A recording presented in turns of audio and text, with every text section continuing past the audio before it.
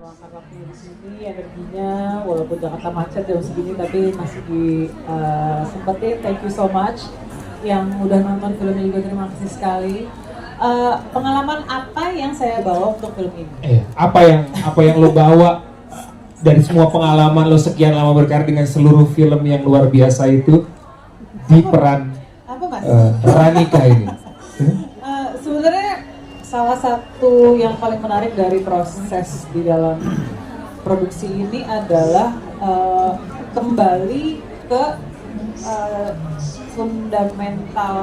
hubungan fundamental antara director dan pemainnya.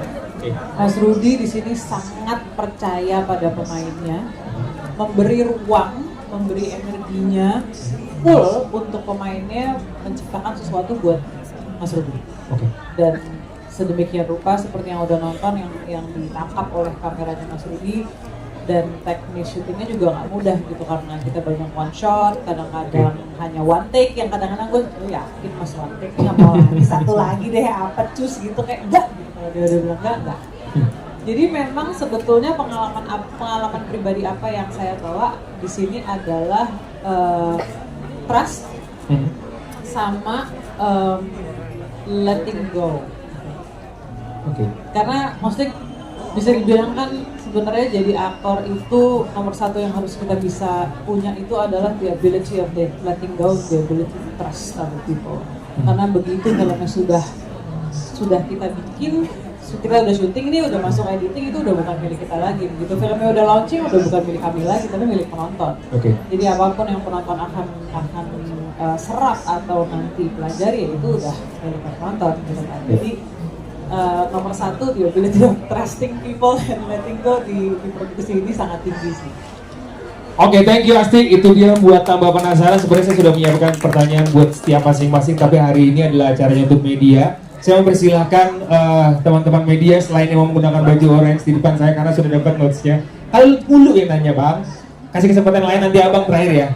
Apa dulu? Satu orang yang mau bertanya? Satu orang? Atau kalau tidak, gue nanya lagi aja. Oh, mau nanya? Silakan. Saya penasaran, saya kagum banget pas adegan yang di dalam ruangan antara Amanda sama Adi. Oh, satu anak adik itu berantem, buat saya itu golden scene banget. Karena, nah itu gimana sih cara melatih chemistry-nya gitu loh untuk keempat pemainnya? Karena itu buat saya kayak wow, berat banget sih ya. Kayaknya kayak beneran banget, apalagi kayak semuanya teriak-teriak juga gitu. Terus tapi artikulasi juga kita emosi. Nah, itu aja sih, makasih. Tadi siapa? Dari Meta? Oh, oke. Manda? Iya. Gimana ya, kalau misalnya tanya itu memang kita tuh memang punya karakter yang berbeda-beda ya. Terus gimana aku sama Mbak Asti, kita sama-sama ingin menunjukkan yang terbaik ke ibu, tapi kita sama-sama punya ego. Di situ kalau misalkan nggak ada ibu, mungkin kita udah cakar-cakaran mungkin. Di situ pasti ibu mencoba untuk selalu menenangkan, mencoba untuk kayak memberikan kasih di antara kita semua supaya kita tuh nggak membludak perasaan kita. Jadi sebenarnya film ini tuh ada di mana perasaan yang tertahan. Karena ada ibu di situ. Jadi lebih menghargai ada ibunya di sana. Gitu. Mungkin bisa ditambahin sama Mbak Asti atau Mas Fedi dan segala macam. Mas Fedi mau nambahin mungkin? Kalau buat lo sendiri sih, lo kan menjadi salah satunya laki-laki di poster itu ya. Ceritain juga sedikit dong pengalamannya production bersama dengan perempuan-perempuan ini. Apakah film ini bisa menjadi tempat juga untuk speak up buat para perempuan-perempuan yang katanya didominasi atau film ini didominasi oleh laki-laki katanya? Iya betul. Pertama, assalamualaikum warahmatullahi wabarakatuh. Selamat sore teman-teman media yang sudah datang. Tapi sebelum jawab pertanyaan lo, gue mau melanjutin silakan Manda tadi. Sikat. Saya senang banget Mbak Gilang suka sama adegan itu karena waktu syuting stres banget, Mbak. Itu susah adegan itu karena semuanya ada di situ. Adik kakak ini ruangannya sempit dan mungkin kalau teman-teman merhatiin detail kamera works-nya kan agak kayak dokumenter gitu ya, satu shot gitu. Nah, itu juga menambah tantangan dan semua emosinya tinggi kan di situ. Jadi waktu kita take ada yang nggak happy, Mas Rudi pulangnya kan dari awal tuh. Take kedua enggak, belum berasa. Ini gimana ya? Dan tadi kan Nasi cerita, Mas Rudi sangat membebaskan pemainnya untuk memainkan seperti apa dia mau. Itu plus minus. Plusnya itu ya kita bisa bebas berekspresi, punya ide sendiri gitu. Minusnya ya itu kurang berasa, kasih yang lain, mikir dulu. Kecuali kalau dikasih arahan detail jelas, itu juga enak tuh kayak gitu. Gue mau lo nanti nunduk kayak apa kayak gitu, itu juga enak. Nah gini kita ngerubung lagi berempat, mau kita kasih apa lagi nih? Apa? Ini adegannya panjang, emosi, dan ini adegan klimaks bisa dibilang. Jadi emang ini harus bener, bukan hanya benar secara teknis, karena teknisnya memang susah, tapi ya benar secara bagaimana penonton tersentuh dengan adegan itu. Jadi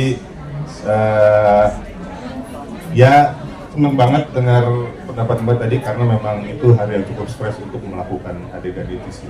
Oke. Dan lu sendiri gini? Mas Rudi gimana? Mas Rudi. Kalau saya tuh kebetulan sutradara yang nggak mau rugi itu gini. Kalau kita dikasih pemain yang bagus, mereka harus ngasih dong ke saya. Masa gue yang nyuruh? Iya dong, ya kan? Nah, saya berikan itu halaman bermainnya. Blocking aja nggak saya blok loh.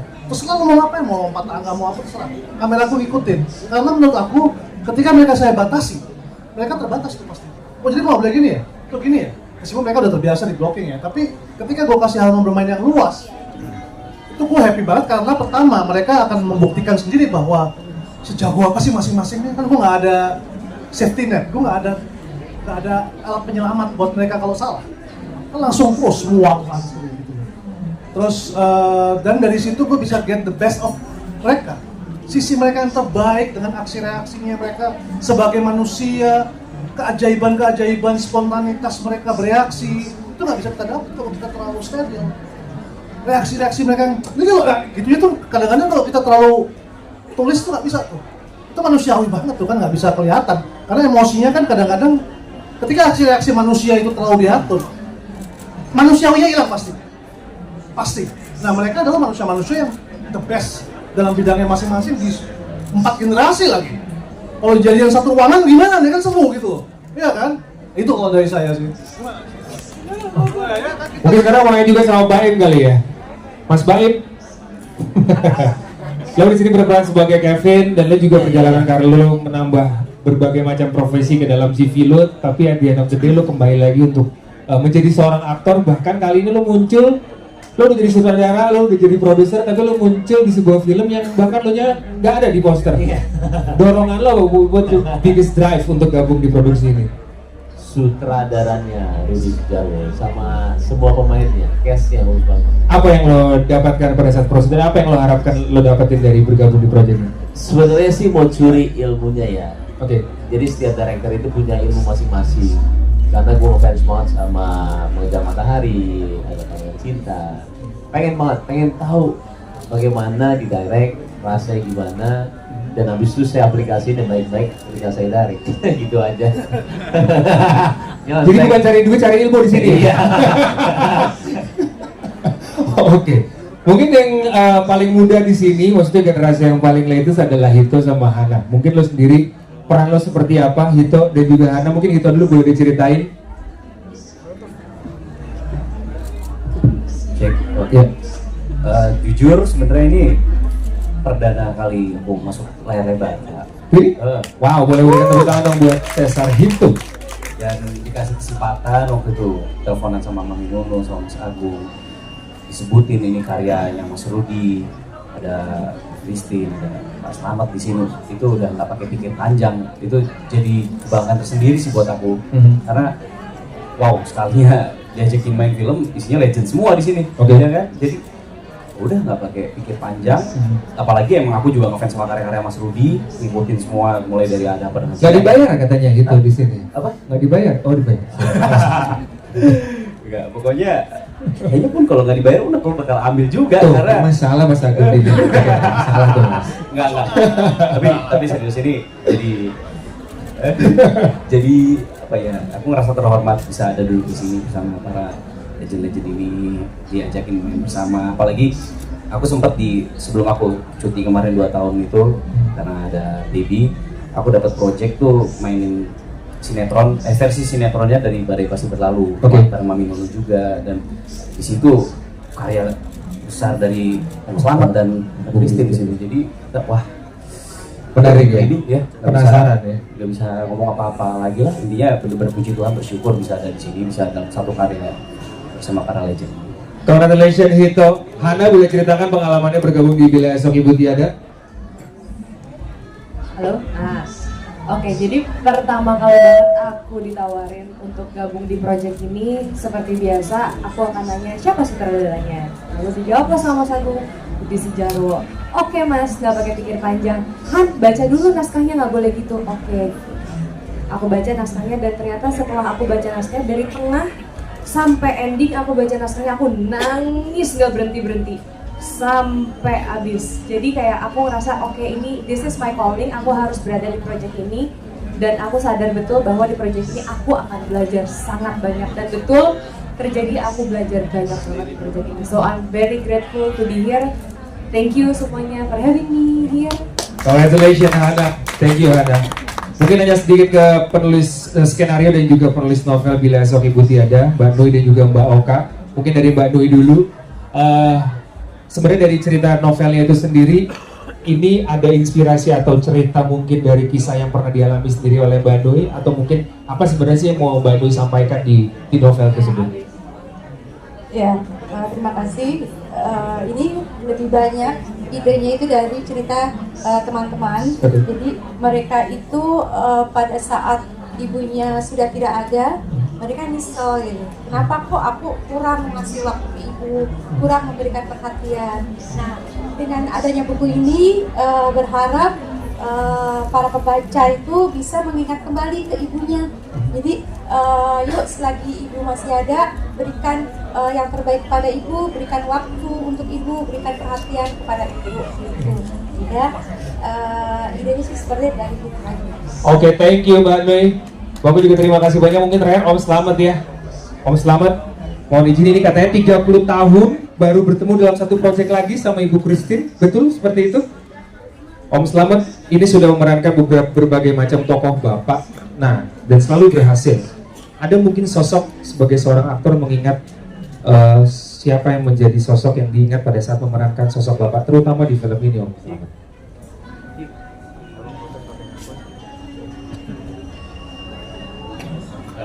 Sebetulnya saya tidak mencari, kita mencari barang bagus, yang paling bagus, yang paling berat, yang paling tidak enak. Acting itu yang paling sulit ketika yang ada di luar. Budi Sejarwo kita baca, tapi kita tidak perlu yang kita baca. Kita membaca, tapi apa reaksi dari kamu membaca? Itu memang betul yang kita lakukan. Yang Marlon Brando. Oke. Marlon Brando bilang. Sambil kayak Don Corleone dulu. Ya, acting yang terberat adalah acting yang tidak ada dalam naskah, di luar naskah. Kerjaan kami, latihan dengan Rudi, kerjanya nyari apa? Jadi bayangin, kita udah apa, nggak penting. Ngapal buat apa? Rudi nggak perlu hafalan. Rudi perlu apa yang merasakan. Gitu. Jadi buat saya, soal Bapak ini nggak macam-macam Bapak, tapi memang yang paling menarik saudara Budi Sejarwo gali pemainnya menjadi sahabatnya, menjadi sahabat kreatif. Itu penting. Dan yang pertama ada ini ya, ada pengalaman sama anak kita ya. Ada anak saya pulang ke rumah, udah itu depan mobil rumah, mobilnya aku dengar, kenapa nggak masuk? Saya lihat, udah 3 menit, 10 menit, 5 menit, apa? Lo nggak turun, gua lemparkan. Terus udah turun lah baik, kalau pacaran di rumahnya. Dan dia bentar, mungkin bapak semua sama. Waktu saya lihat istri saya digosipin apa, saya nggak marah. Kalau begitu anak saya bersandar di pundak laki-laki, cemburunya luar biasa. Lepasin! Bilang, jangan kampungan mas, jangan kampungan mas, jangan kampungan mas.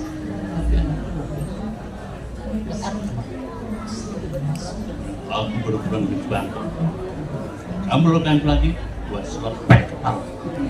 Tetap juga nggak marah gitu. Rupanya tolong mandi. Oh dia. Ya, tolong mandi. Kamu udah nyapain? Mandi kembali.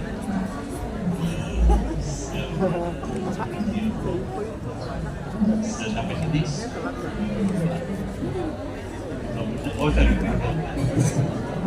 Diambil baru di. Rupanya dia itu teman kita. Itu penting. Berarti antara pemain dan saudara itu, ya, saudara kita orang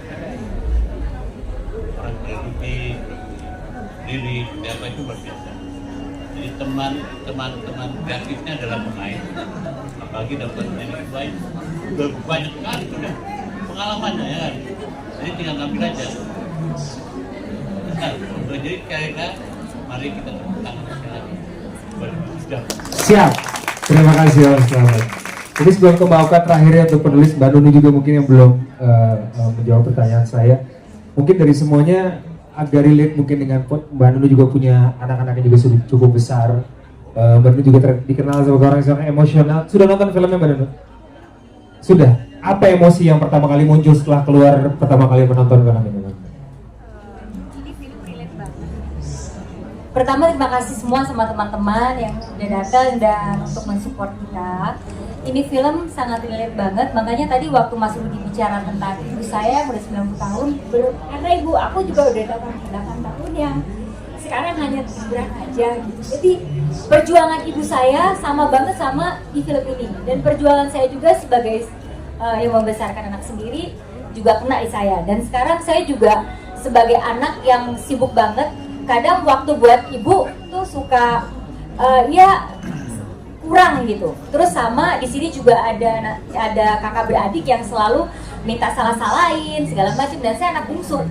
Udah persis banget filmnya sama saya, dan mungkin banyak banget di luar sana yang relate juga. Jadi saya kalau ditanya kayak gini pasti meneteskan air matanya nggak bisa habis, dan saya bersyukur banget bisa dipilih juga ikutan main di dalam sini. Bahagia banget bersama Mas Rudi dan para legend semua senior-senior saya dan semuanya yang top banget. Terima kasih banyak semua untuk supportnya. Terima kasih Mbak Nuni. Terakhir mungkin singkat boleh Mbak Oka menambahkan, ada kesulitan mungkin untuk mentransformasi dari novel menuju ke penulisan skenario, dan mungkin sebelumnya lebih banyak drama-drama berdarah tanda kutip di rumah tangga, kali ini drama yang sangat menyentuh.